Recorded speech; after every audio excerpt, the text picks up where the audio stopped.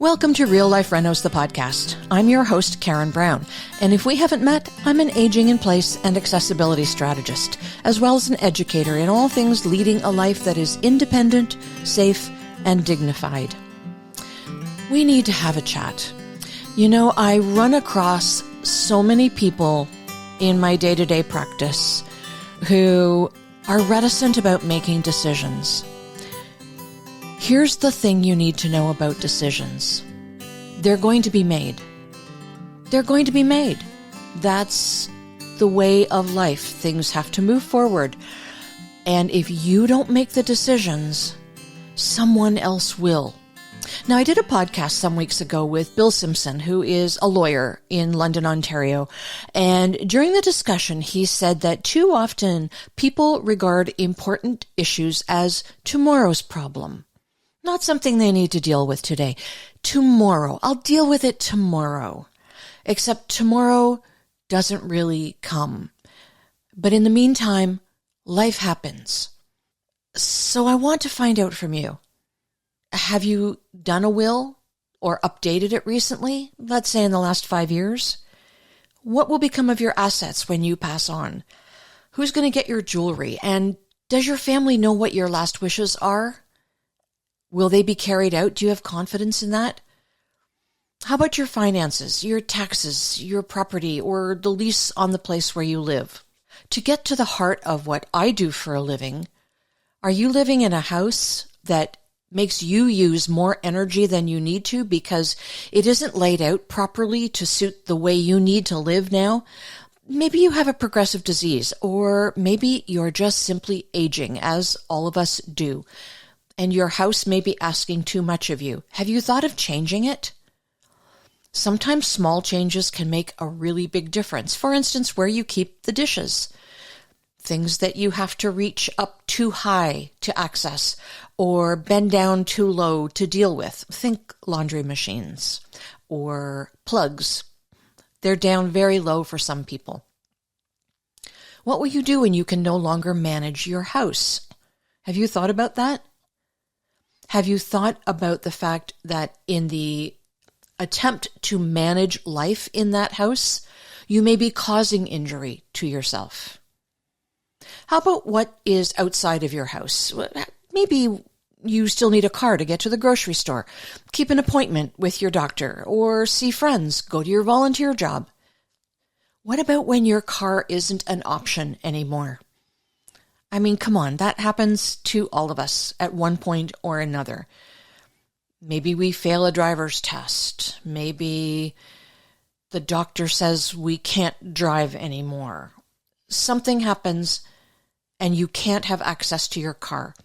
For many people, that is the last vestige of their independence. And it's a painful jolt. But life goes on. How are you going to do life? Maybe you have a health crisis, and when the ambulance comes, you can't remember what medications you take. Worse, maybe you're unconscious, and your emergency contact can't tell the ER what you take, who your doctor is, or even what your wishes are. What are your loved ones supposed to do? What if healthcare decisions need to be made and you've never had that discussion with yourself, much less with your loved ones? The list goes on, but I really think you get the point. Preparation is everything. Making decisions that are in your best interest or that are intended to lay out a path for how you see your life moving forward is the only way that happens. Again, at some point, decisions will be made. If not by you, then by others. So how do you start? Well, I can show you the path. The first thing you need to do is have a complete and thorough understanding of any and all health issues that pertain directly to you. Understand how your disease will progress. Understand anything that is hereditary. And how did your parents and grandparents live? How did they die? Did they have dementia? What did they die of? What's the current state of your health? Do you exercise? Do you eat a healthy diet? Do you have vices that will impact your health, like smoking, drinking, maybe eating the wrong things? Now, I know we all do some of that from time to time, but if it's a steady diet for you, it's going to impact your health. How about your sleep? How's that going for you? Do you have any mental health issues, diagnosed or otherwise? Do you socialize? Or are you at home in front of the TV constantly? Does your family live geographically close? Or are they far away? Can you bend down and cut your toenails? Yes. Can you bend down and cut your toenails? That matters. Do you fall? Are you bladder or bowel incontinent? When was the last time you saw a dentist or had a regular checkup? How about your eyes and your hearing? How many prescriptions do you take? How often do you take over-the-counter drugs, teas or CBD? Do you indulge in any recreational drugs? That's not an exhaustive list, but you get the idea. Why do I bring all these things forward? Because you are in charge of your life. Understanding where you come from, what your heredity is, may give you some understanding of what you might expect for your health. The overall health of your body is dependent on how much you move, what you fuel it with, and how, or if, you abuse it. Everything you put in your mouth interacts with everything else you put in your mouth. So understanding not only the food, but the drugs that you take and how they interact inside your body is crucial. Over-the-counter drugs like antacids, cold medications, acetaminophen, aspirin, those are still drugs, and they still need to be considered. Too often we accept things like falling or incontinence as a normal part of aging. I want to be very clear about this. They are not a normal part of aging. So if you are falling or if you are incontinent, you need to see a doctor about that and figure it out. It could be as simple as having you start balance exercises or yoga to fix the falling issue. Looking at your shoes and making sure that you've got proper tread, and looking around the house and picking up throw rugs that you might be tripping over. Very simple things like that could be the cause. And yes, inside the house matters. About 50% of falls happen inside the house. So let's pay attention to that. Incontinence, again, it's not a normal part of aging. You need to see a doctor. Women in particular who have had babies and have a weak pelvic floor might be given exercises to do. If you're a man, then there might be other causes that need to be investigated. But your doctor needs to investigate this, and they don't know to look at it unless you tell them. I mean, let's be real. How often are you truthful with your doctor when they ask these kinds of questions? Most of us aren't. Eyesight and hearing are very important elements that determine how you engage with the world. And if you can't hear properly, if you can't see properly, all too often these kinds of deficits lead to isolation. Isolation is a bad thing. In fact, it has been determined by doctors. I believe the hospital was in Chicago. They did a study, and isolation is a disease that is akin to smoking a pack of cigarettes a day. That's how much damage it does to your body. So don't isolate yourself. Even going to the post office and having a chat with people along the way, or to the grocery store and talking to the people in the checkout line matters. Yes, don't do that self-checkout. Engage with real people. Many of these issues, not all of them, but many of them are within your control. You need to show up for yourself. Let's look at your house. We've got a really big stock of houses that were built in the 1950s or maybe earlier. Houses were not and are not still built to work with us as we age. They have stairs, they have sharp edges, right angles, things are installed too low or built too high. They're not simply meant to deal with real humans. Doors aren't wide enough for mobility devices. Bathrooms you can't swing a cat in. Don't tell my cat I said that, okay? And small outdoor spaces, which are typically in the back of houses. We tend to live in our backyards, not our front yards. This idea of porch communities where people will sit on their porches and socialize with people as they walk by, that's gone. That just doesn't happen anymore. Not really, and not to any great extent in any community. People often think that downsizing is solid thinking, and while it might be, the natural progression of thought seems to be that downsizing to a condo, while the spaces are smaller, but more prescriptive, is the way to go. Now, by prescriptive, I mean you aren't able to widen doors, for instance, to accommodate a mobility device. Small renovations to allow a wheelchair user to access an outdoor patio easily. Not so easy to do because the condo board doesn't generally allow changes to the exterior, and patio doors are considered exterior. Interior walls are generally immovable, filled with common elements such as heating or electrical.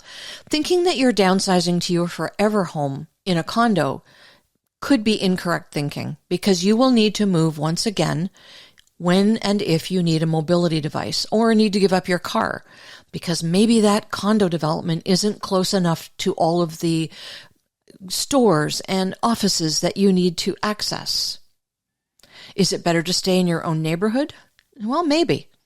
It's a familiar place, you're surrounded by people you know, and your home is likely mortgage-free. Not to mention that it's filled with cherished memories. Is it larger than you need or too much to manage? Maybe. And these are decisions you need to make. Nobody else, just you. You need to understand your options. You need to understand what kind of a lifestyle you would have in a house versus an apartment, what would suit you best, but also how do you plan on doing life? How do you access food, doctors, your church, friends, entertainment, your volunteer activities? How do you do all of that when you can no longer drive? Could you maintain all of that if you were in a different location, or would you have to start from scratch? For many people, adult children are the default, so I'm going to be the bad cop here for a minute. Bear with me and hear me. Your children have lives of their own. Jobs to get to, children to raise. Even if they're away at university, they may want to go and visit with their children. The children may still live at home, by the way. They have friends to socialize with, chores that need to be taken care of. They might want to go to the gym, have a date night. They also need to see their own healthcare providers. While they may have time to take you here and there occasionally, setting yourself up to be dependent on them is not being independent for yourself. Understand that. You may want to stay in your home because you can be independent, but don't kid yourself into thinking that's what you're doing when you're becoming more and more dependent on your children. And that dependence will increase as you age.